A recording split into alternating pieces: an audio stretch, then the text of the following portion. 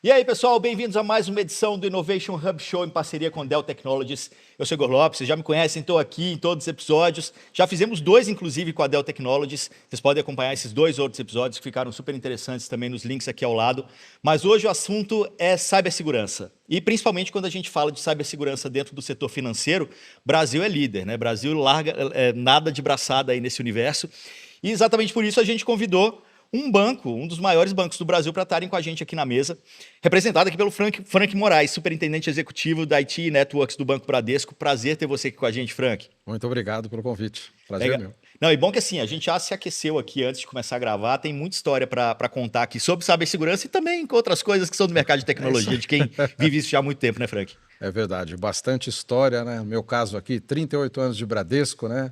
Tive a oportunidade de ver toda essa jornada de transformação, né, de mundo Microsoft, mainframe, redes, né, e agora cloud, pesado também, inteligência artificial. Então é um prazer estar aqui com vocês e isso eu acho que vai ser muito bacana. Para quem gosta de tecnologia, sentar com o Frank dá para render umas 5, 6 horas de conversa no mínimo, né? Olha lá. Tem muita história. Boa. Seguindo aqui, o Wellington Menegasso, que é diretor de vendas da Dell Technologies. Também é um prazer ter você conosco, Wellington. Prazer, Igor. Prazer, Frank, Carol. Enfim, vamos lá. Vai ser um papo interessante, como você disse, um tema fascinante, né? Segurança cibernética, super atual. Vamos lá contribuir com o que a gente tem visto no mercado, ouvir as experiências aqui do Frank com o Bradesco também. Perfeito. E para completar aqui a mesa, a Caroline Manetta, que é líder de vendas para a plataforma de segurança da Dell Technologies. Também é um prazer ter você conosco, Carol. Também o pessoal do canal já conhece a Carol, aí de outros vídeos que a gente fez, né, Carol? Prazer. Sim, prazer. Prazer estar aqui com vocês hoje. Esse bate-papo vai ser bem gostoso. Eu tenho mais de 15 anos no mercado de segurança de informação, então também é muita história para contar, né? E muitas coisas que a gente compartilha com diversos clientes. A área de segurança, como você falou, bancária, é líder nessa questão. Então vai ser bem gostosa a conversa. Legal. E seguindo de lá para cá, então, ó, de 38 anos de mercado para 15 anos de mercado, né? Você tá ali no meio do caminho, né? Eu tô com 26. Boa, então, muita história para contar, cara. Vamos voltar 38 anos atrás, Frank? Conta aí. Cibersegurança 38 anos atrás. O que se falava? Ou se falava sobre isso? Olha, ironicamente, né, eu falo que cibersegurança na minha vida parece que é um karma, né? Eu entrei no banco como office boy, né, o famoso contínuo. Depois de 1 ano e meio, eu fui convidado para compor uma equipe que estava nascendo chamada Segurança Lógica, que o objetivo era criar políticas, instalar um software chamado HackF, fazer as configurações iniciais. Então, acho que assim, né, no meio bancário, né, a questão de segurança ela está intrínseca, né, na jornada. Sempre, né, na minha carreira eu observo isso, né, tá entre os top 3 preocupações, pontos a serem tratados, né? Acho que muito bacana, nos últimos anos a gente viu a questão da usabilidade, né? Porque tinha muito isso, né? Vamos proteger, travar, não pode passar, né? Até eu tinha um diretor que falava, tá fácil fazer a segurança, despluga o canal SCOM que ninguém vai acessar, tá tudo resolvido, né? Então, assim, acho que a questão de usabilidade, ela também tem que estar na mesa, que a segurança ela tem que compor para uma melhor experiência do cliente. Wellington, quando seu começo de carreira ali, o que você lembra que se falava de cibersegurança? Sabe que o Frank comentou aqui do HackF, eu iniciei minha carreira na IBM e a primeira contato que eu tive com segurança foi justamente com o HackF, né? Obviamente, de lá para cá, muita coisa evoluiu, né? E hoje, segurança cibernética é uma das 3 prioridades de qualquer CIO em qualquer indústria, né? Obviamente, no setor bancário ainda mais, né? Mas hoje é uma prioridade para qualquer CIO, né? Carol, e você, lembra o que é assim, do começo de carreira, quando se fala sobre isso? Olha, eu gosto muito de uma analogia que fala que a segurança é que nem o freio de um carro, né? A gente não coloca o freio no carro para parar, a gente coloca o freio no carro para que a gente possa acelerar e gerenciar qual que é a velocidade que a gente vai utilizar em curvas, em manobras específicas. Então, acho que a segurança ela tem que estar sempre alinhada com as expectativas do negócio, com o crescimento do negócio. A gente só vai conseguir crescer o negócio e realmente atingir os objetivos se a gente tiver a segurança como nossa aliada. Perfeito. Eu lembro lá do começo, meu XTzinho, estava contando o primeiro da cidade, Nova Era lá, né? O primeiro computador da cidade era o meu. Peguei, foi muito vírus ali, baixando nos disquetes que eu comprava dos joguinhos, né? Eu vinha com os vírus e o antivírus naquela época você tinha que atualizar, sei lá, uma vez a cada mês, né? Pensa nisso, essa realidade de hoje. E aí eu tô falando isso mais pro ponto da conscientização e da educação em cibersegurança. Naquela época, né, você aprendia na marra. Era na hora que chegava o vírus no seu computador que você começava a tomar cuidado. Hoje já não é mais assim, né? Tem todo um ecossistema, toda uma estrutura para poder garantir essa segurança, mas a conscientização continua sendo a questão crucial aí, né, Frank? Aí você falou aí, me disparou aqui um bit de nostalgia também. O meu primeiro foi um TK-85, Olha aí. equipamento Sinclair, que você fazia toda a programação e gravava na fita cassete. E eu lembro de uma passagem curiosa para mim, que foi um joguinho que eu peguei de uma revista, digitei lá, levei 2 horas digitando o joguinho. Na hora que eu fui salvar, deu um pico de energia, perdi tudo. Né? Resiliência, olha, desde o Desde início lá. sempre foi. Olha, a questão de conscientização é questão chave, né? Então, nós temos a ótica dos funcionários, né? Então, tem focos aí, phishing, golpes, né? Tudo isso tem que ser treinado. Tem que ter também o olhar com o cliente, né? A gente tem que ajudar a proteger o cliente, ajudar a fazer cultura. Então, os bancos aí, via Febraban, tem uma série de ações voltados ao mercado nas mídias sociais que vocês podem identificar, voltados a ajudar na conscientização. Nos últimos tempos aí, falando de cyber interno, né? Em momentos de crise, o gestor do negócio também, porque no momento de crise, você chama o gestor e fala, olha, você tem uma situação crítica, vai tirar o site do ar, sim ou não? Né? O que você vai agir? Né? Então, os playbooks, runbooks e todos os treinamentos simulados são fundamentais para preparar, porque é o momento da hora da verdade, é o pênalti da final da Copa do Mundo, ali a pessoa tem que tomar uma decisão e isso pode trazer impacto para a empresa, na imagem e até no próprio resultado de negócio. Né? E por último, eu acho que o board executivo também tem que ter um nível de conscientização, porque o assunto de cyber, né, quem está distante dele pode não acreditar que aquilo é uma realidade. Então, na hora que a gente fala, olha, você carrega o seu celular naqueles totens em área pública e lá tem um risco, a pessoa fala, não acredito. Né? Ou a gente falar, olha, sabe a câmera que tem na sua garagem, que é uma câmera IP? Ela pode ser uma porta de entrada para o equipamento da sua casa, pode ser até uma porta de entrada para chegar na sua empresa, via sua conexão. Né, se você não tiver um controle adequado, coisa e tal, né? Então, a questão de conscientização, essa preocupação, no fim, todos têm que estar com essa preocupação, com esse olhar específico para a segurança. Eu acho que tem aquele mito também, né, de que é só os grandes que estão no risco. Hoje todo mundo, no final das Pelo contas. contrário. A digitalização colocou todo mundo no pé de igualdade, né? Eu acho que conforme as empresas, quanto mais digitais, maior a exposição ao risco. Não tem jeito. E aí o Frank tocou num ponto importantíssimo, que é a conscientização, né? Porque quando a gente fala, tem o tripé ali, né? De tecnologia, processos e pessoas. Então você tem que ter um programa de conscientização, treinamento, né, para que ter os testes, né? Por exemplo, na Dell nós temos ali com bastante frequência os testes de phishing, né? A gente tem os nossos treinamentos recorrentes ali e tem os testes também de phishing, né? Para que é aquilo que o Frank comentou, na hora que realmente chegar o phishing, você saber como reagir, né? Mas a gente comenta do phishing, né? Lógico que é algo que eu acho que está muito mais próximo do dia a dia dos usuários, mas o phishing é o segundo vetor, principal vetor de ataque. Um outro vetor que é o principal é o roubo de credenciais ou extravio de credenciais, por exemplo, que passa também um pouco por conscientização, né? Então, acho que a conscientização do usuário final e de mesmo quem trabalha com tecnologia é essencial.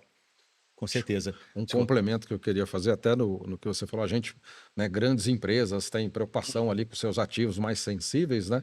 Mas você tocou um ponto aí essencial. Hoje, os ataques, a gente observa, né, pela mídia, por fontes de threat intel, também estão indo para cenários mais restritos, mais humildes. Então, por exemplo, tem um amigo meu que é médico, ele falou, olha, lá no nosso encontro dos médicos, a gente já teve 3 casos de consultório que teve o servidor invadido com ransomware e tal, que sofreu chantagem. Então, assim, às vezes, né, é um valor menor, mas é um público-alvo de extorsão também, e aí a questão da conscientização das ações também são importantes. A gente nota isso, que os bandidos, eles estão olhando, né, o pessoal do mal está olhando todas as camadas, né? Com certeza. E a gente vai chegar no futuro também, né? O que está por vir aí em termos de cibersegurança quando a gente traz inteligência artificial e as outras coisas que estão acontecendo no mundo agora. Mas até para ilustrar essa história de que todo mundo hoje é alvo, eu acho que eu te contei quando a gente encontrou da outra vez. Teve uma vez que estava gravando aqui, eles estavam contando um caso de uma cidade que tinha um provedor de internet bem pequenininho e toda sexta-feira, 5, 6 da tarde, a internet da cidade caía. E ninguém sabia explicar por quê. Ninguém. Chamaram o time lá para poder entender o que estava acontecendo e quando eles foram descobrir, era um moleque de uma escola que todo fim de semana derrubava Ele fazia um ataque DDoS, que ele comprava DDoS na internet ali, hoje é baratinho, se comprar um ataque DDoS, ele fazia um ataque DDoS na escola dele para derrubar o site da escola para os pais não verem a nota dele no fim de semana e não deixarem ele de castigo. Só que a internet era numa rede pequenininha, o ataque DDoS derrubava a internet da cidade. Então, assim, todo mundo hoje está sujeito, né? Até uma criança faz um ataque, nesse caso ele devia ter uns 15 anos, faz um ataque desse e derruba a internet da cidade. Né? Mas aí falando de vários tipos de ataque também, o que hoje... Ransomware talvez seja a principal preocupação hoje das grandes empresas, não sei se no mercado financeiro, mas...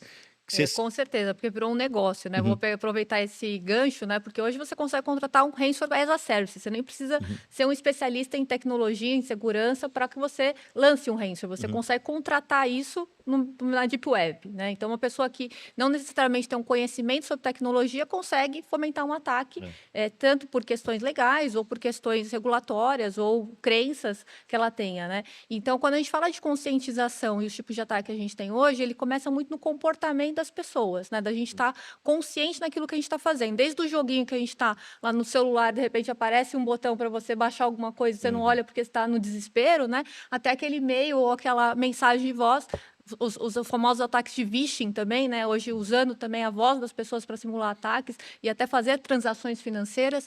Então, a gente vê que isso virou um mercado, é um negócio. E o ataque de ransomware, ele cresceu tanto, porque ele virou um negócio que, hoje, por exemplo, no Brasil, 83% das empresas pagam o resgate de ransomware. Né? Então, é um mercado que ele se incentiva o crescimento, porque a partir do momento que você está pagando resgate, você também está se tornando cliente daquele atacante. Né? Hoje, 80% desses ataques cibernéticos acontecem por empresas criminosas. Né? Então, são organizações criminosas no mundo que se colocam à disposição para planejar esses ataques de forma muito minuciosa. Esse número que você falou é assustador, 83% pagam? Pagam. A gente tem números aqui no Brasil. Mesmo oficialmente você falando, não paga, não paga, não paga. Na hora que o problema acontece, vai ou vai, né? Acho que tem, né? Vamos separar assim, em duas categorias para facilitar. Acho que tem a parte aí de dados, proteção, ransomware, né, que ela comentou muito bem. E acho que a que a gente observa também no mundo de DDoS. Os volumes estão aumentando significativamente. Né? Então, o tamanho, eu brinco lá que é a pancada no portão. Né? Tá aumentando a intensidade. Né? Então, a gente olha, os volumes são muito maiores. E, por outro lado, a gente vê também, eu brinco, tiro de sniper. Né? Ele consegue olhar, seja uma fragilidade, uma postura de segurança ali, uma configuração que não está adequada, e fazer um tiro de sniper específico. Né? E mesmo em phishing hoje, você tem phishing direcionado à pessoa. De repente, a pessoa... Né, você vê aí quantos dados vazam na internet, às vezes, né? Você tem uma percepção de coleta, parece que estão montando um data lake com as informações nossas, né? Então, de vez em quando, a pessoa sabe um momento de vida que você está e manda um e-mail exatamente naquilo, aí aquilo acaba te levando a cair, de repente, num golpe, né? Então, assim, acho que são vários riscos, né? A gente tem que estar monitorando todos eles, né? Então, quando tem um ataque de DDoS de alto volume, a nossa preocupação simultânea é, olha, não tem nada acontecendo diferente aqui, tem alguma coisa saindo, né? Algum request, algum comando remoto sendo executado, né? Então, você tem que combinar uma série de elementos para ver, porque... eles estão mesclando os tipos de ataque, variando, né? E principalmente assim, com uma leitura do seu landscape e da sua postura. Então isso acaba dando facilidades para tiros direcionados. E aí, é o que você já falou, aí deu gancho, né? IA ajudando pra caramba esse lado negativo também, né? Mas trazendo para esse universo financeiro, assim, como que você tem visto o avanço dos ataques, ou como que eles estão acontecendo nesse momento? Eu acho, o que a gente tem lá que acaba acompanhando? Então, a gente tem esses do DDoS, que a gente acaba medindo, né, vendo. Então, isso aí, o vetor dele acaba afetando, pode afetar disponibilidade, né, ou causar uma instabilidade. Você tem também esses ataques silenciosos, que você tem que estar olhando. Então, quando tem esse, a gente gera um incidente para olhar, para ficar monitorando. Então, nós temos monitorações por perfis específicos que a gente acaba tratando. Super importante, a área de Threat Intel está conectada, né, porque ela está ali na Deep Web, né, tá coletando informações, então você está vendo campanhas contra o seu banco, coleta de informações, eventualmente, de cartão de crédito, um tipo de cliente específico. Então, todas essas coisas você tem que estar monitorando E aí, qual é o lema, né? Tem que checar tudo. Não pode, não, isso aí. Não. Tudo a gente tem que checar, tem que ver realmente a efetividade das coisas, né? E por outro lado, você tem que estar de olho na sua postura, né? Então hoje também, né, eu esqueci agora o nome do site, mas tem um site que faz a estatística do zero day. Boa. Então o zero day, né, parece que é um combinado mundial, ele sai na sexta, fim do dia ou véspera de feriado, né? E ele saiu o zero day, você esquece o que você tem planejado e vai tratar o zero day, porque ele pode ser uma situação crítica, então você tem que ver, tem correção, essa correção já foi testada, né? Sim ou não, né? E se não tem jeito de mitigar por alguma coisa, né?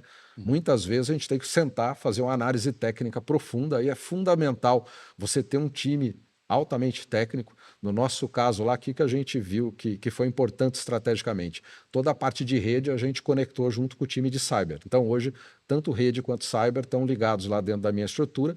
A gente trabalha com um time de colaboração. Quando tem esse tipo de evento, a gente monta uma junta para fazer análise, para analisar os cenários e os use cases possíveis. E pode chegar num limite do seguinte, olha, seus firewalls estão comprometidos. A correção não foi testada, mas o Threat Intel falou que teve 6 lugares no mundo que já ocorreu esse tipo de ataque e ele perdeu o firewall e não conseguiu recuperar. O que você faz? Aí você tem que fazer a análise e tomar uma decisão estratégica naquele instante ali para proteger os seus clientes e a empresa. E nesse sentido, todo mundo está junto, inclusive Dell Technologies, né, para poder fazer isso acontecer da melhor maneira. Sim, exatamente. É assim, quando a gente pensa numa estratégia de zero trust, não confiar em nada, né? Ela é super dependente da infraestrutura, né? Então, hoje, quando um cliente ele compra desde um notebook da Dell, um servidor, um storage, uma plataforma de armazenamento, toda ela é construída numa característica de uma plataforma zero trust com todas as camadas de segurança, desde a sua IDRAC, aos seus comandos de múltipla autenticação e também todas as camadas de isolamento e imutabilidade de dados, tá? Então, isso é super importante porque isso já garante para os clientes, como base, uma infraestrutura muito mais segura. Como a Carol disse muito bem, né? A Dell, ela tenta ajudar ao máximo os nossos clientes de qualquer tamanho, de qualquer indústria, a mitigar o máximo possível os riscos, né? Então, ou seja, você criar sua infraestrutura em cima de uma plataforma de hardware e software que seja confiável. Então, baseado nisso, a gente trabalha muito com 3 pilares ali, né? Para qualquer produto e solução dentro da Dell. Nosso objetivo aqui não é ficar falando de produto, mas são 3 premissas que a gente trabalha. Primeiro, é reduzir a superfície de ataque, né? O máximo possível. O segundo, ajudar a detectar e tratar uma ameaça, né? Então, como o Frank disse ali, as pancadas no portão, né? Como que a gente trata isso rapidamente? E por último, né? Mas não menos importante, também ok, se tudo que eu fiz aqui, do ponto de vista de estratégia, de tecnologia, não deu certo, como que eu me recupero do ataque que eu sofri, né? Então, são os 3 pilares que a gente pauta muito todos os nossos produtos e soluções em cima desses 3 pilares. Perfeito. E quando eu falo no ambiente do Bradesco, imagino que seja um ambiente multi-cloud com uma superfície bem grande. Bastante, bastante, né? No fim, o resumo, né? Acho que assim, né? Ouvindo aí também, a gente vai lembrando das histórias aqui na cabeça. Assim, sua vida tá monótona.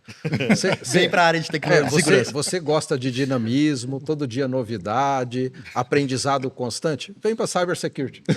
É a área perfeita para isso. A gente lá, hoje, a gente tem de parceiro preferencial a Azure, né? Então, hoje, 53% do nosso transacional já está em cloud. Né? Então, é um volume muito expressivo, né? Considerando que o Bradesco é um banco fortemente posicionado varejo, né? Entre outros camadas, segmentos de cliente. E aí você tem que montar uma operação de gestão muito forte. Né? Acho que o que acontece, assim, a primeira coisa que a gente sensibiliza todo mundo lá é que quando você pensa no ambiente on-premise, o ambiente on-premise, você pega o ambiente de desenvolvimento, teste integrado, ele está numa outra camada, outro nível de acesso, né? Então, no ambiente on-premise, ele tem um outro valor, né, de tratativa de segurança e um outro kit de ferramenta. Cloud não é assim. Cloud está todo mundo exposto. Então, por mais que você faça microsegmentação, né, segregue rede, faça tratativas à parte, você pode ter um risco da pessoa mexer na esteira de desenvolvimento, fazer uma fraude homologada com mudança e tudo. Né? Então, o landscape de proteção em cloud, ele acaba sendo muito maior.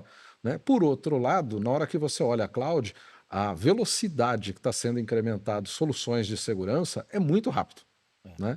Então isso acaba dando um conforto para a gente no aspecto de gestão, para montar painéis de gestão, né? Fazer controles de avaliação de quantos de frameworks implementados. Então aí ó, os controles do NIST, quantos nós temos, do CIS, do próprio provedor, por exemplo, a própria Microsoft tem uma avaliação, você avaliação de postura, né? Ferramentas de ataque, de ver brechas, né? De correlação. Então tudo isso em cloud, ele acaba você tendo um ciclo de deploy e automação muito mais rápido, né? Mas você tem que estar olhando esse outro lado e principalmente, acho que o outro vetor aí que é importante, que a gente também põe bastante energia, é criar processos com o provedor ou os provedores de cloud para momentos de crise, para momentos de gestão de incidente, né? Porque às vezes pode ser que o incidente não é aqui, pode ser um incidente mundial. A gente já teve casos aí recentes desse tipo de coisa, né? Então você tem que tratar tudo isso, né? E as questões básicas, vulnerabilidade, PET, né? Zero Day, então essas coisas também, no fim do dia, quanto mais indicadores, priorização e você ter a visão de risco adequada, né? Para você poder priorizar realmente o que é mais delicado, né? O que precisa ter uma atenção primeiro é essencial. A gente tem uma relação muito próxima com o Bradesco, né? E o que é legal falar dessa transição do mundo tradicional on-premise, híbrido para o modelo multi-cloud, é que ele não faz essa virada do dia para a noite, né? A gente está falando de mais de 2 anos de investimento em revisar todos os processos de segurança e também reescrever as aplicações. Não dá para a gente fazer essa movimentação no modelo as-is. Ele sempre tem que ser revalidado todos os processos, né? Como ele comentou, e é um processo de longo prazo, né? A gente faz a gente ajuda os clientes a identificarem quais são as aplicações que são mais propícias para cloud, porque precisam dessa agilidade, e como fazer essa transição junto aos clientes. Bem, eu acho que o Frank trouxe um ponto, né? Obviamente a nuvem ela traz alguns desafios, mas também quando a gente fala de ferramental e soluções, a gente tem visto crescer muito e praticamente virar um padrão hoje no mercado, soluções baseadas no conceito de SaaS, Software as a Service, né? Então isso traz uma série de facilidades, porque a gente acaba vendo que, historicamente, muitas empresas investiam em soluções e plataformas de segurança, só que por um motivo ou outro não conseguia manter essa ferramenta com as boas práticas implementadas, com nível de atualização, e aí quando acontecia alguma coisa, a ferramenta não estava pronta para endereçar aquele evento. Quando você parte para um modelo de software as a service, ou seja, baseado numa ferramenta baseada em nuvem, você tem a vantagem o quê? Que você tem um provedor de serviço, seja ele qual for, que garante que aquela ferramenta está sempre atualizada, com a última versão de patch, né, dentro das boas práticas. Então você consegue hoje ter ferramentas para te apoiar que realmente são mais confiáveis do que ferramentas implementadas de uma forma on-premises ali. Por quê? Não porque a ferramenta não era boa. Porque muitas vezes você tem um gap de profissional, você não conseguiu fazer... Mudou, né? O cenário mudou. O cenário mudou também, a velocidade mudou, né? Então, eu acho que a nuvem, né, não só do ponto de vista de você colocar cargas de trabalho, mas também trouxe ferramentas voltadas à segurança cibernética para ajudar no dia a dia. Eu acho que tem a ver com aquilo que você falou, né, Frank? O mundo de cibersegurança é muito ativo. Cara, às vezes o sistema que você tem lá do dia para a noite, ele precisa ser atualizado porque o cenário mudou. Exato. Né? E aí como faz? E às vezes não é um piece of cake, né? Às vezes você tem que dar uma... Então, você acha que aí de novo, voltando, né? Uma equipe técnica engajada e comprometida é fundamental. E parceiros próximos também, né? E principalmente, né? Às vezes tem coisa que está fora do seu controle, né? Então a gente viu aí, a gente tinha um cenário, vamos dizer assim, de fraudadores locais, né? Como você citou lá, o menino lá que afetava a escola, né? Então você tinha cenários mais restritos, isso com a internet popularizou, você comprar ataques, né? Contratar ataque como serviço também, né? Hoje você vê movimentos maiores, né? Movimentos oriundos de alguns países, né? Com maior força. Então ele subiu a barra, né? De exigência, né? E de como você se prepara para reagir frente àquilo, né? E principalmente pelo seguinte, né? ninguém segue cronograma, ninguém segue timesheet, ninguém tem feriado, né? É na hora que acontece, né? E eles planejam justamente nos momentos que você está mais sensível, você vai para o fim de semana, você vai ter um feriado ali, né? Então, a estrutura da equipe, esse engajamento, esse comprometimento, né? O envolvimento até familiar, né? Tem um rapaz que trabalha comigo, a esposa dele fala que eu falo mais com ele do que ela, né? Então, assim, a gente acaba... tem que ter um time muito próximo e engajado, né? E um ambiente de trabalho muito bom para conseguir estar posicionado da maneira adequada, né? E muitas situações pode acontecer de você chegar numa situação que você tem um ambiente muito antigo e que você não tem o que fazer ali. E aí você vai ter que montar do dia para a noite uma alternativa para tratar aquilo, para segregar, para colocar uma barreira, né? Então, nessas horas, parcerias como a Dell, outras empresas também, é fundamental eles estarem muito próximos, esse relacionamento muito transparente, isso acontece, né? Eu sou o depoimento vivo disso, acho que assim, eu fico muito feliz, muito honrado ali na posição que eu tenho, o pessoal colabora bastante e faz a diferença, porque no momento de dificuldade é que a gente vê também a postura ali e a parceria. Não, no momento de dificuldade e o entendimento também do cliente, né? Eu acho que esse trabalho ele precisa ser contínuo para que na hora que algo aconteça, vocês saibam como agir. Não, é perfeito. Assim, a Dell é muito vista no mundo de hardware, de software, de soluções, pensando em infraestrutura, né? Porém, hoje a gente já tem dentro das nossas ofertas, desde soluções de XDR, soluções de plataforma SaaS para proteção de dados e também um botão vermelho que a gente chama, que é um serviço de IRR, que é de resposta a incidentes, para quando o cliente entra numa situação como essa, não são todas as empresas que têm uma infraestrutura, uma estrutura de pessoas, uma equipe treinada, como no Bradesco, para saber reagir. Então, o cliente contrata esse botão vermelho que eu falo que é a solução de IRR, entra toda uma equipe da Dell para ajudar ele na resposta de incidente no momento da crise. Então, a gente está lá à espera realmente para poder ajudar esses clientes.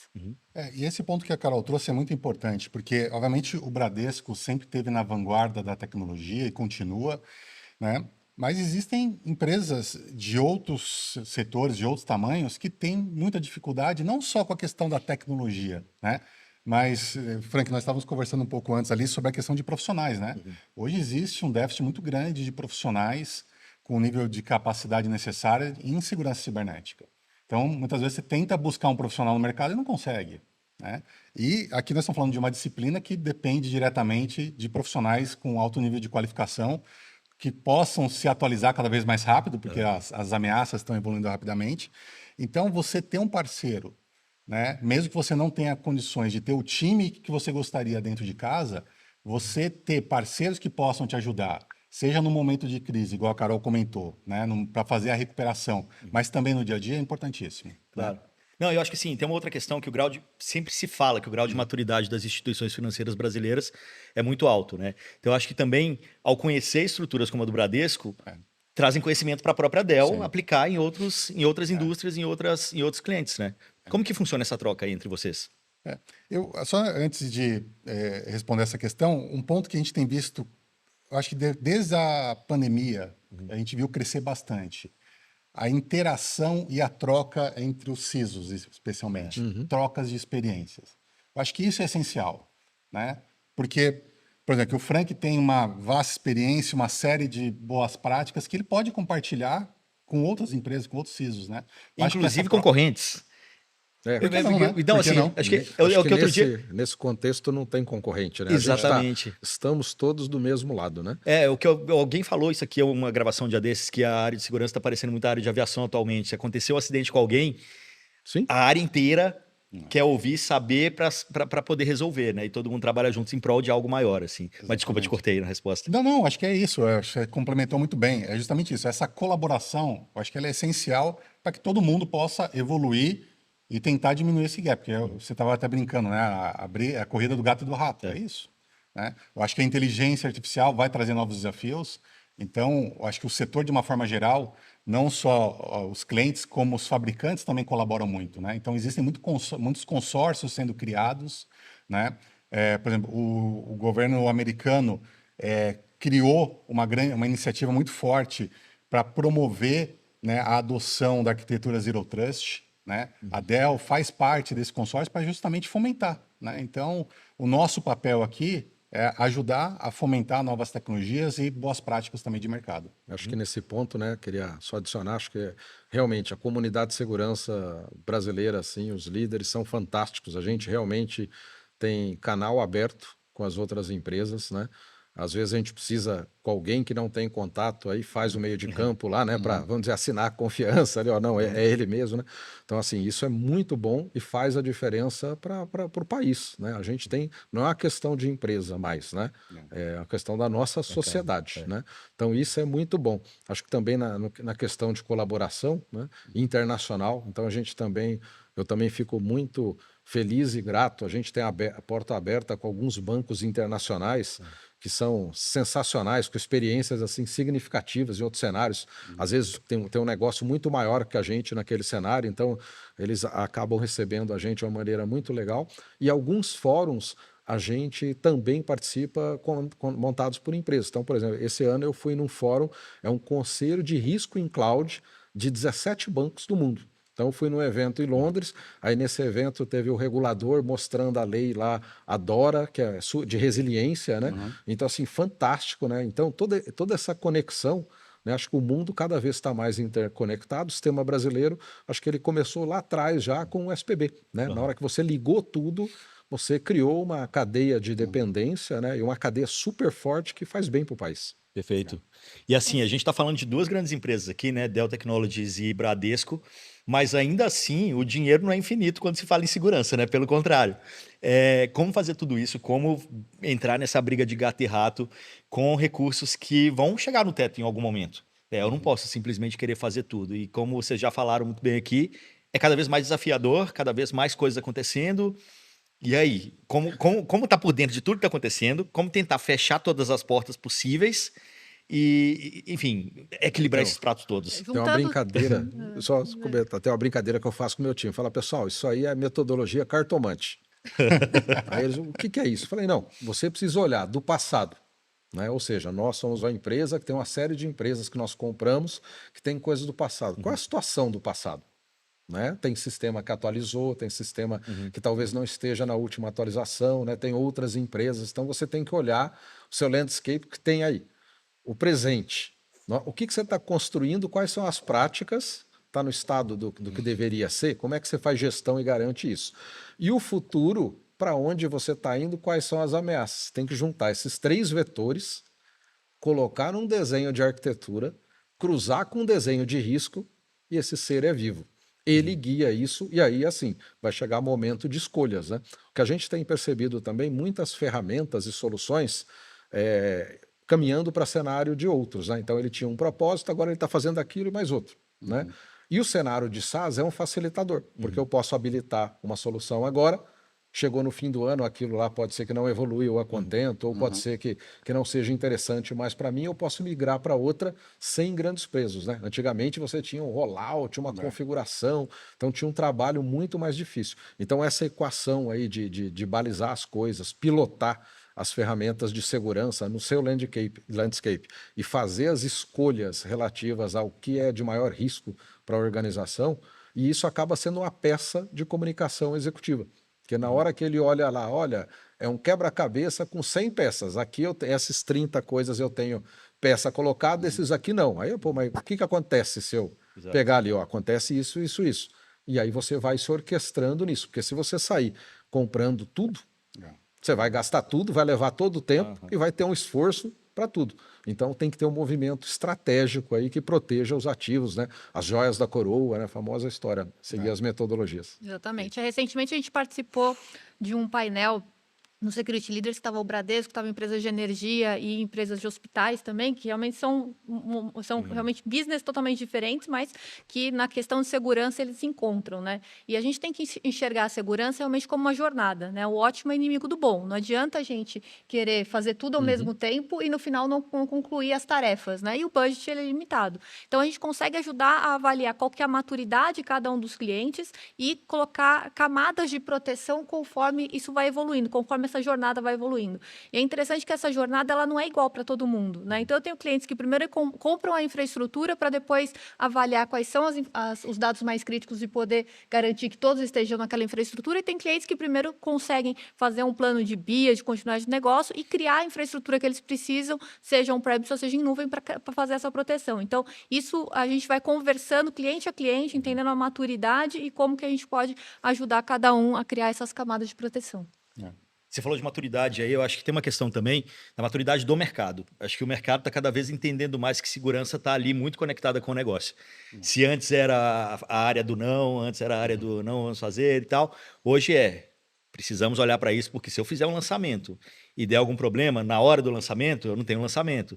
Se eu estou no setor financeiro, se acontece algum ataque no banco, o banco corre o risco de falir, sei lá, né, se for uma coisa muito grave. Como que vocês percebem essa proximidade aí da área de segurança com a área, com o board, no board como um todo, né? Do board entender hoje a necessidade da segurança ser olhada como prioridade aí, tá no momento zero também da criação de qualquer produto hoje nas empresas. Isso tem acontecido, né? Até, coincidentemente, semana passada, eu estava participando de um squad que foi criado por um grupo de CFOs para falar sobre segurança cibernética. Olha aí. Né? Porque, infelizmente, né, a gente viu nos últimos anos uma crescente, especialmente em sequestro de dados. O sequestro de dados ele tende a ter um impacto mais significativo na operação das empresas, né? Pode ter um impacto mais significativo. Então, deixou de ser um assunto de tecnologia. Né? Impacta o negócio, como você mesmo disse. Então, o CEO, o CFO, está todo mundo preocupado com isso. Né? Então, nesse aspecto, eu vi uma grande evolução. Hoje é um assunto que é discutido no board de boa parte das empresas do Brasil. Não é mais assunto só de técnico, de nerd, né? Mas aí tem uma coisa também assim, a gente está falando aqui, né, de 38 anos, 20 e poucos anos, 15 anos de experiência, o tanto que mudou, o tanto que é legal, talvez, dentro da nossa visão, a gente perceber isso acontecendo, mas como você acabou de falar também, essa grande parte das empresas, a gente vive num Brasil de vários Brasis. Talvez a gente esteja muito com essa visão nossa de São Paulo, de que não, tá tudo lindo, as empresas, os boards estão se comunicando, estão entendendo. Vocês percebem isso a nível Brasil, essa evolução? Eu acredito que sim. Eu vejo, assim, a gente atende hoje desde grandes organizações, né, como os bancos, as telcos, todos os tipos de indústrias e também até o SMB, né? Tá. A questão é que a estratégia de segurança das organizações ela vai diferindo até pelo punch de investimento que cada uma tem, tá? Mas hoje eu vejo que, por exemplo, as organizações menores, o que elas garantem é como que elas vão se recuperar se elas virem a passar por um ataque cibernético. Já que eu não consigo ter 70 soluções de segurança, de identificação, detecção, eu preciso garantir a resposta e recuperação. Então, hoje eu vejo que, de acordo com o budget de cada um, a maturidade, a necessidade, eu falo que CISO hoje é um estatutário da empresa, ele responde pelo business da empresa, né? Ele não pode ser, eu sou um CISO, mas eu só faço as atualizações de patches aqui, não. Eu sou um CISO e eu respondo legalmente pelos dados sensíveis de clientes da minha organização, tá? Então, eu vejo essa maturidade hoje em todos os níveis. Estou falando que são todas as empresas? Não, né? Mas a gente vê uma elevação muito grande do nível de maturidade e entendimento dos boards em relação à segurança. Eu acho que eu posso colaborar com. A gente observa nos eventos de cyber aí nas comunidades, realmente entrando segmentos diferentes, né? Então, isso você vê, né? Como ela já comentou, outras realidades, mas as preocupações, os riscos às vezes os mesmos, né, do ponto de vista ali de business, e a gente vê também a cultura de segurança chegando nas pessoas no dia a dia. Exatamente. Né? Então, hoje o cliente tem ligações falsas, né? Então tem uma série de ações aí para coibir, diminuir isso. Então, assim, todo mundo, isso está na agenda, né? E os próprios incidentes que estão acontecendo aí, às vezes de repercussão grande, acabam sensibilizando as pessoas para o tema, né? Então, acho que cada dia mais. Por outro lado, a gente vê também algumas discussões, né, de criação de papéis para sentar no board da empresa pessoas relacionadas a cyber, né? Quando a gente olha a indústria de TI, a empresa de TI já tem, né? A gente olha, a maioria das empresas tem um responsável de segurança no board, né? As outras empresas têm pessoas, às vezes, com histórico de tecnologia, né?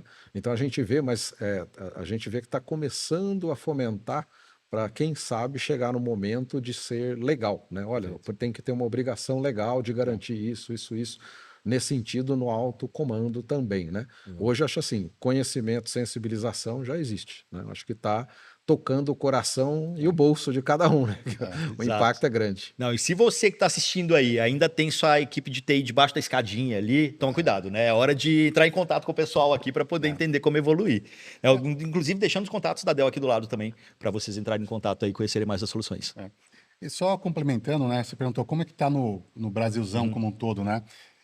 Claramente está evoluindo, tá? Por exemplo, nós como fornecedores de tecnologia, obviamente a gente tem contato, a Carol trouxe bem, com empresas de todos os tamanhos. E a gente vê hoje, por exemplo, nos contratos de fornecimento, né, entre as empresas. Então, quando uma empresa ela faz ali uma RFP e vai fechar um contrato de fornecimento com a Dell, a gente tem visto cada vez mais nos contratos das empresas a preocupação da segurança na cadeia de suprimento. Para garantir que o quê? Que esse é um aspecto importante também. Porque a Dell, por exemplo, ela desenvolve hardware, desenvolve software. Quem garante que eu estou usando as boas práticas de segurança no desenvolvimento dos meus produtos? Entendeu? Então, a gente tem visto cada vez mais as empresas que estão contratando uma tecnologia preocupadas com isso também. Então, isso já é reflexo de tudo que a gente conversou aqui, né? E é uma preocupação legítima, tem que existir realmente. Sim, perfeito. Associado a isso, eu ia perguntar como que vocês se atualizam também, porque a gente já falou aqui, né, que cada dia é uma novidade. Essa semana eu estava lendo, até comentei com você, Frank, estava lendo uma notícia eu acho que era uma instituição financeira da Inglaterra, que acabou de lançar uma inteligência artificial que simula uma velhinha daquelas que não entende nada para poder gastar o tempo do scammer. Então, na hora que ele liga para determinado telefone, atende a inteligência artificial e fica ali gastando tempo, fazendo pergunta que uma pessoa que não conhece muito de tecnologia faria numa situação, no momento de aplicação de golpe. E aí, com isso, ela consegue deixar o scammer ali preso numa ligação por 2 horas, por 3 horas, e ele, dessa forma, não está atacando o outro. E como a inteligência artificial, ela consegue fazer isso com várias ligações ao mesmo tempo. Isso é o tipo de coisa que está acontecendo o tempo todo, né? Principalmente quando a gente fala de inteligência artificial. Agora, já indo para um lado de tendências, futuro, né? O que vocês enxergam aí como novos passos, novas possibilidades de ataque, novas necessidades de defesa? Já até anteriormente aí comentei a questão da inteligência artificial sendo utilizada para atacar, né? Então ela acaba organizando dados, fazendo análise, né? Pode criar caminhos, criar alternativas, né? Criar variações. Então, do nosso lado, a gente tem que estar mecanizado, né? Com a nossa proteção para poder suportar tudo esse tipo de coisa, né? Então, o que era um crescimento, vamos dizer assim, vegetativo do tipo de ataques, das coisas, agora ele deu uma fatorada, né? Ele deu uma explodida. Você vê essas variações, esses tipos de coisas sendo utilizados, né? E isso acaba pressionando as empresas a rever a sua postura, rever as suas ferramentas. Tem camadas de software que antes não chegava, que agora ele começa a bater lá, que a gente vê. Então, isso leva a gente a se reorganizar do ponto de vista de configuração de ambiente, de criar alternativas. Então, isso tudo, a gente tem área de threat intel que fica pegando esses sinais, temos alguns parceiros estratégicos que trazem isso e a gente vai buscando fazer as adaptações do ambiente para comportar esse tipo de coisa. E do nosso lado, além de segurar o ataque, né, também você vê ferramenta de inteligência artificial para 2 coisas. Primeiro, em soluções de segurança para auxiliar, né, na produtividade no dia a dia, ou seja, o que o analista do SOC ia levar, olhar os dados, correlacionar, você pode automatizar isso, se já é que já não automatizou no machine learning, né, mas você com uma IA, você pode começar a correlacionar em largo volume, né? Então, o nosso caso lá, a gente pegar comportamentos suspeitos acontecendo no Brasil, variações, né? Você começa a pegar, olha, movimentos de rede que não fazem sentido, né? Você embutir um monte de inteligência para começar a cercar essas coisas. E por último, né, o que a gente está fazendo lá, nos últimos anos, a gente concentrou muito esforço em armazenar os dados no SOC de uma maneira ampla do nosso ambiente. Então, hoje a gente tem uma visibilidade muito legal que a gente conseguiu aí nos últimos 3 anos disso, e agora a gente está mudando a ferramenta de CIEM, né, que faz a defesa, a monitoração, para uma ferramenta que o carro-chefe dela é inteligência artificial. E aí, assim, de partida, tudo que a gente tinha já nasce lá dentro. Ela também está conectado com uma empresa de threat intel que suporta um fornecedor de TI que já monta a regra automática. Então, assim, nós estamos ressignificando o nosso SOC para esse cenário de inteligência artificial, tanto do ponto de vista funcional interno, quanto do ponto de vista de ataque, né? E a brincadeira que eu falo lá, porque no fim, como a gente conseguiu montar uma base de dados bem ampla, né? Aí eu falo que eu criei o SOC Computer. Vai lá e pergunta para ele o que quer, né? Era o meu sonho lá desde o desenho do Batman, né? Que eu perguntava para o Bat Computer. Falei, então você com inteligência artificial, você pode chegar lá e falar, olha, o que acontece de diferente cenário assim, assim, assado. Então a gente está trabalhando agora, estamos no meio dessa implementação, que a gente vê que vai ser algo de ruptura, e na segurança é sempre importante você estar correndo mais que os outros, né? Exato. Então tem que ter, né? E o desafio, né, que eu acho que ela comentou muito bem, pensa grande e implementa em fase MVP, claro, e vai entregando, né? Porque senão a tecnologia é apaixonante, né? A gente pega, começa a mexer com o ChatGPT, Copilot ali, você fica Vai longe. fissurado, aí na hora que você vê, você está fazendo um monte de coisa legal, mas que talvez não fosse o prioritário, né? Então acho que isso é super importante, pensar grande e agir focado. Perfeito. Bom, nesses 15 anos de experiência, parece curto, né? Esses 38, mas eu consegui ver a evolução dos ataques. Então, eu comecei no ramo de antivírus, trabalhando com empresas de antivírus, onde que a gente tratava ali um banco de dados de vírus, de malware, e ficava rodando, né? Até a gente brigava, muitos clientes, que para a máquina, porque é tanta assinatura que ele precisava checar antes de rodar um sistema, que acabava usando muito poder computacional com máquinas que eram mais antigas, né?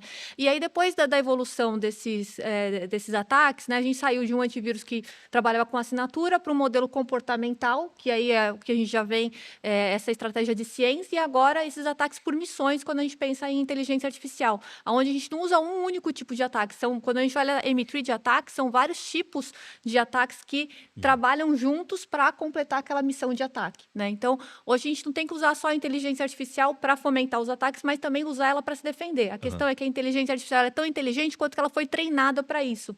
E ela também tem que ter as suas barreiras de validação, de identificação, para ver se está no caminho certo. Então, a gente consegue ajudar os clientes também a implementar a inteligência artificial de forma inteligente, conhecendo esses caminhos para validação de dados sensíveis, e questões de se aquele dado que está sendo tratado ali realmente era apropriado para a camada onde está sendo trafegado aquele dado dentro dos sistemas. Tá. Eu acho que, sem dúvida alguma, a principal tendência que vem para revolucionar é a inteligência artificial, né? Eu acho que ela vai ajudar muito, especialmente empresas menores, né? A gente falou um pouco aqui sobre o déficit que a gente tem de profissionais, né? Então, a partir do momento que eu tenho ali uma IA generativa para poder ajudar na hora de responder uma ameaça, detectar uma ameaça, isso, obviamente, vai aumentar, certamente, o nível que as empresas vão encarar as ameaças cibernéticas, né? Eu acho que esse é um aspecto. Por outro lado, o que a gente tem visto também como uma tendência é incorporar a inteligência artificial dentro dos produtos. Então, por exemplo, falando do que a Dell está fazendo, a gente está incorporando inteligência artificial para ajudar os nossos clientes sobre vários aspectos, inclusive com a questão de postura de segurança cibernética. Então, vou dar um exemplo prático aqui, 2 exemplos práticos.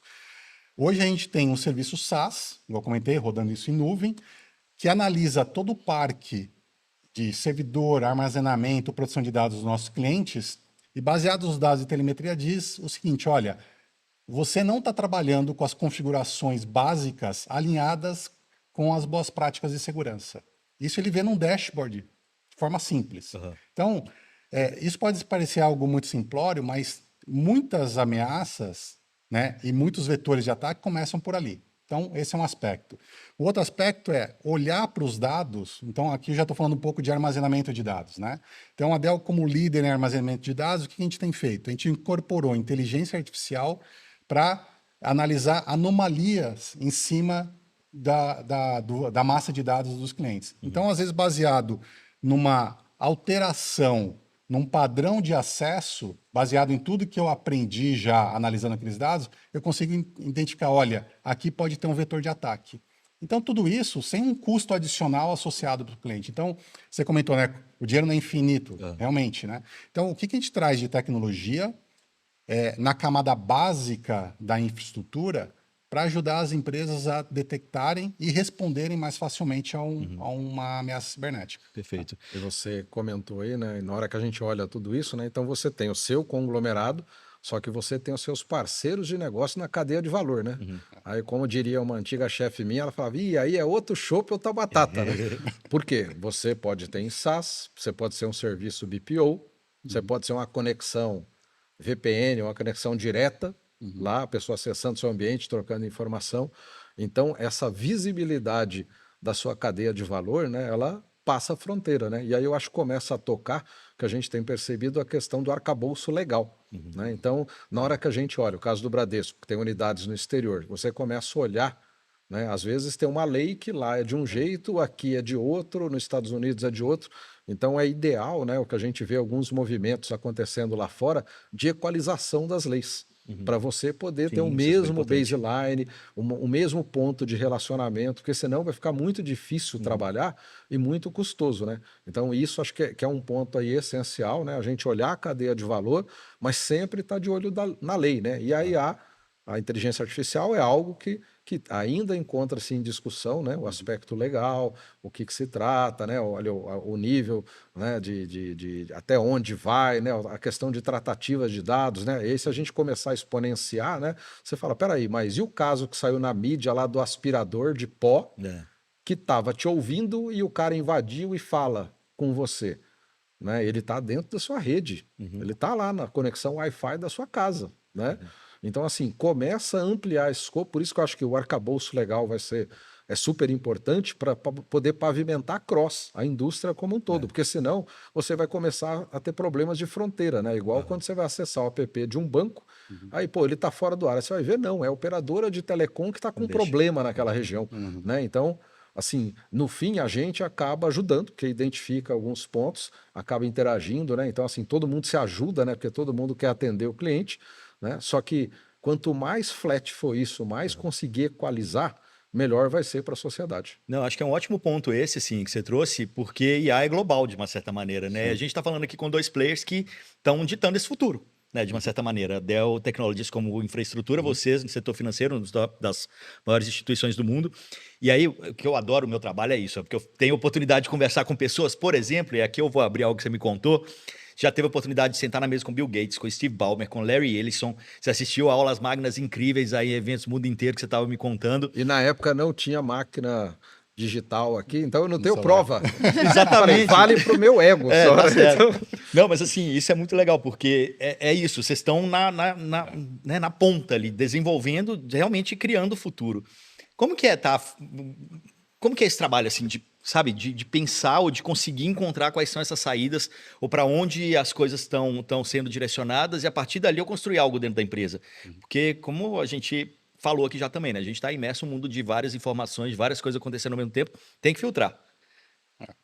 Eu vejo Sabe? assim, a gente tem vários treinamentos na Dell para que a gente se mantenha atualizado, mas essa troca com os clientes é muito importante, né? Então, até vou juntar a sua pergunta com um assunto anterior que o Frank falou em relação à camada legal, né? Então, a Dell começou a captar, por exemplo, dos nossos clientes, da demanda de mercado, de que a gente podia trabalhar na área técnica, como a gente já era reconhecido, muito bom nisso, de ajudar os clientes tanto antes do ataque, durante um ataque e após um ataque, como se comportar, como se proteger nessa questão, mas a gente foi muito além. Então, a gente também desenvolveu na Dell uma oferta chamada Cyber Revolution, que junta outros parceiros de mercado, por exemplo, escritórios de advocacia para ajudar os clientes nessa camada legal e também seguradoras para ajudar os clientes na camada financeira também de um ataque cibernético, vai muito além. Então, acho que para a gente também poder entregar o melhor para os clientes, a gente também busca no mercado parcerias que complementem essas necessidades, porque hoje não é possível você saber de tudo o tempo todo, né? Mas você usando parceiros de mercado e ouvindo os clientes, quais são as necessidades do mercado, a gente consegue construir essas pontes. É isso, ouvir cliente, né? Sempre. acho que eu posso contar uma história, né? Acho que é importante você ter a estratégia e o propósito, né? Então, a estratégia, ela consome lá o cenário, aonde você quer estar, né? E aí o propósito, o resultado que você quer agregar. Então, eu vou voltar no tempo aqui também. Também, é o que eu comentei, né? O banco me deu essa oportunidade de participar de reuniões, fóruns com essas pessoas que você citou. Para mim, assim, eu sou eternamente grato. Para mim é sensacional. Eu sempre amei o conhecimento e isso é muito legal, né?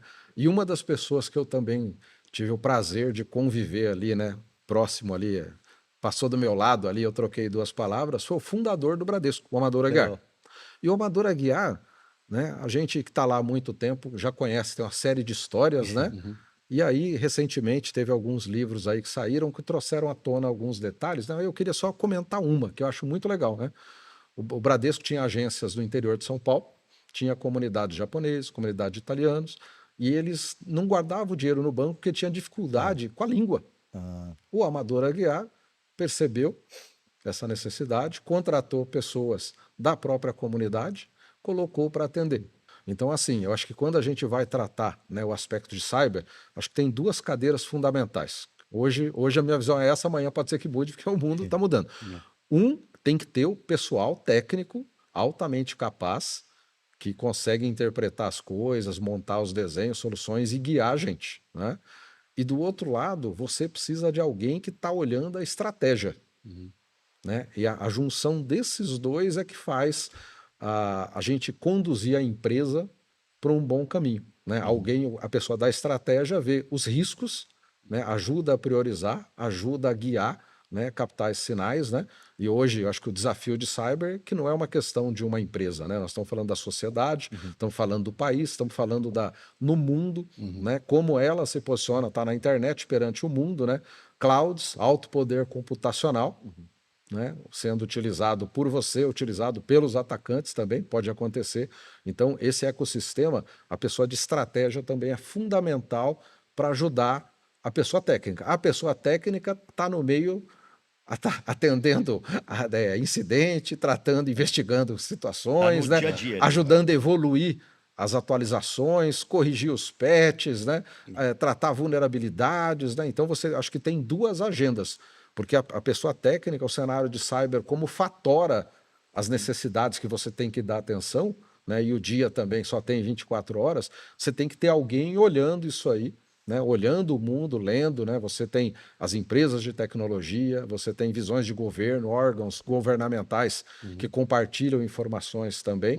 Então é importante ter alguém fazendo esse trabalho, porque a pessoa técnica está lá suando para resolver o problema do dia a dia. Então, eu acho que a composição desses dois cenários acaba ajudando, dando uma sustentação fundamental para as empresas. Perfeito. Vocês querem complementar? Não, o Frank brincou no início ali, né? Ó, se você não quer, você acha que sua vida está monótona, vem trabalhar com segurança cibernética. Eu acho que é isso mesmo. E especialmente, eu acho que quando você trabalha com tecnologia, o conceito do continuous learning é essencial. E em segurança cibernética ainda mais, né? Eu acho que, além disso, também a troca. Eu acho que todo profissional que trabalha com segurança cibernética, ele tem que estar disposto a trocar com outros profissionais, né? Eu acho que o Frank trouxe muito bem ali. Existe uma retroalimentação, seja com os provedores de tecnologia. Então, a Carol comentou, poxa, a gente ouve muito os nossos clientes para saber o que seria interessante a gente incorporar nas nossas plataformas, nas nossas tecnologias, para facilitar a vida deles. E os profissionais também, eles têm que estar abertos para trazer esse feedback, né? Não pode ser, não, eu não vou comentar nada ali com a Dell. É importantíssimo esse feedback, né? Então, eu acho que qualquer profissional hoje que trabalha com segurança cibernética, primeiro, ele tem que estar disposto a estar aprendendo diariamente, que é isso mesmo, é diariamente tem que estar aprendendo, e trocar experiência, seja com seus pares, seja com outras indústrias e com os fornecedores. E acho que a boa notícia, assim, né? No Brasil, nós temos pessoas incríveis, assim, que o nível de qualidade é altíssimo, né? Então, assim, eu nesses 3 anos e meio que eu voltei para a parte de segurança, assim, eu tive a oportunidade de conhecer algumas pessoas, assim, que você fala, ó, tá entre os 10 maiores do mundo, são pessoas incríveis aí que estão nas empresas, né? E, então, assim, é muito legal, né? E aí eu acho que é isso, tem que ter a colaboração e a humildade, né? Então, assim, a gente, acho que tem que sempre isso aí, buscar conversar, entender, né? Colaborar, que faz toda a diferença. Não, e a gente está falando aqui, né, que é um mundo que não é monótono. Não tem muito tempo que a gente começou a falar de IoT. Pandemia, trabalho remoto, aumento de superfície era, né, o assunto da moda. Agora, inteligência artificial. E a gente ainda não tocou num ponto que vai começar a ficar cada vez maior agora, que é computação quântica. Se a gente vai para esse lado, já estão pensando em computação quântica lá no Bradesco? Sim, o projeto lá de Quantum está dentro da diretoria da Cíntia, né, que também está com a minha equipe, a parte de segurança está comigo, né? Então, o Luciano lá que trabalha comigo, que é um gênio, o cara, não dá para conversar com ele, né? Que ele leva a conversa para outro patamar, é fantástico, né? E o que a gente fez? Nós fizemos uma montagem baseada em 4 torres, né? Então, vou comentar do ponto de vista de estratégia. Primeiro, a gente tem toda a parte de inteligência olhando aí os padrões, o que está acontecendo com os padrões mundiais, quem que saiu, que está funcional, que não está funcional, como é que isso aí está evoluindo. Então, para isso, a gente tem a IBM de parceira carro-chefe. Hoje, os computadores quânticos lá, acho que ela talvez seja o que esteja mais avançado, então a gente tem uma conexão direta lá dentro para a gente estar bem sincronizado do ponto de vista do que está acontecendo para coordenar as ações. Depois a gente tem uma torre baseada em use cases. Então, ó, eu preciso resolver questão de criptografia de transação, eu preciso resolver proteção de chave, eu preciso resolver questão de transmissão, né? Então a gente tem esses use cases, já trabalha com vetores lá em laboratório, parceria com outros institutos para fazer simulados já em cima disso, né? Para começar a olhar. Tem um outro vetor que é o seguinte: engenharia de excelência. Ou seja, os padrões estão começando a sair, o NIST já se manifestou, né? Então é o seguinte, como é que fica a minha esteira de desenvolvimento? Eu tenho que criar um componente arquitetural para cada um desses use cases, esses propósitos, já está estruturando isso, já ter um mapeamento do meu inventário de ativos, aonde eu tenho, né? Imagina, uma empresa de tantos anos, aonde tem criptografia? Para tudo que é lugar. Né? Então você vai ter que priorizar o que está exposto para a internet, o que não está exposto, qual o nível de risco daquilo que está lá dentro. Então essa parte de engenharia de excelência é importante para você preparar o time para desenvolver, ter os componentes, os padrões, tudo já, e a equipe qualificada para isso. E por último, o pilar é o pilar de governança. Ou seja, você vai ter que ter uma questão de políticas voltadas lá para o uso do quanto em relação à segurança. Né? Você vai ter que ter uma estrutura específica, né? Quem faz a gestão, a evolução, quem garante tudo isso. Então nós temos esse projeto montado, a gente trabalha tem frente com esses 4 pilares, né? Hoje o parceiro principal realmente é a IBM que está com a gente nisso, e tem algumas coisas em laboratório são impressionantes, né? Então às vezes você olha na mídia, não, é para 2030, aí não, Já mas começou. pode ser que daqui a pouco tenha alguma coisa, né? Então assim, tem que... por isso que a primeira torre é importante, monitora e vai fazendo as ações e principalmente busca parcerias para criar caminho, né? Criar pontes para resolver esse desafio. E vocês, como estão vendo Quantum dentro da Dell? Eu acho que a grande mudança é nessa questão de criptografia, né? Porque pela questão de sobreposição agora, não é só processar em 0 e 1, mas pode ser 0 e 1 ou 0 e 1 ao mesmo tempo, né? É até difícil a gente pensar de uma forma linear isso, mas é porque realmente quando a gente pensa em física quântica e computação quântica, isso quebra realmente barreiras, né? E na criptografia, isso vai levar a criptografia para um outro nível. Então, o NIST, em agosto desse ano, já lançou novas regras, novas bases ali para a gente implementar nas nossas soluções. Todas as soluções da Dell já são aderentes a essas novas políticas, e eu acho que a gente manter essa atualização em toda a infraestrutura, ela vai ser primordial, tanto na camada de armazenamento como na camada de comunicação, tá? Para que garanta a segurança também nesse mundo quântico. Hoje, quando você fala em acesso a computador quântico, o Frank trouxe bem, falou da IBM, né, que está ali já bem adiantada, mas hoje você não compra um computador quântico, você aluga, né? E é caríssimo, infelizmente ainda é uma tecnologia para poucas pessoas, né? O que nós da Dell estamos fazendo é, junto com a NVIDIA, você já conversou com o pessoal da NVIDIA, né? A NVIDIA, ela tem lá o CUDA-Q, né?